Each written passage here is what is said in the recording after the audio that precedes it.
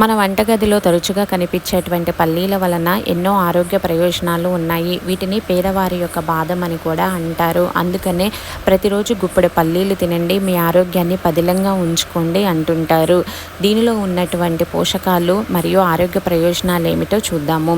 దీనిలో ఎక్కువగా magnesium, calcium, iron పుష్కలంగా ఉంటాయి. పల్లీల్లో ఉన్నటువంటి అన్సాచురేటెడ్ ఫ్యాటీ యాసిడ్స్ గుండె జబ్బులు నివారించడంలో ప్రధాన పాత్ర పోషిస్తుంది.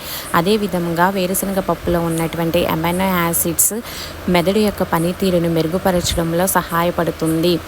దీనిలో ఉన్నటువంటి వైటమిన్ డి మరియు కాల్షియం ఎముకల యొక్క పుష్టికి, ఆరోగ్యానికి ఉపయోగపడతాయి. దీనిలో ఉన్నటువంటి వైటమిన్స్ ఇన్ఫెక్షన్స్తో పోరాడి ఇమ్యూనిటీ పవర్ని పెంచడానికి కూడా దోహదపడుతూ ఉంటాయి.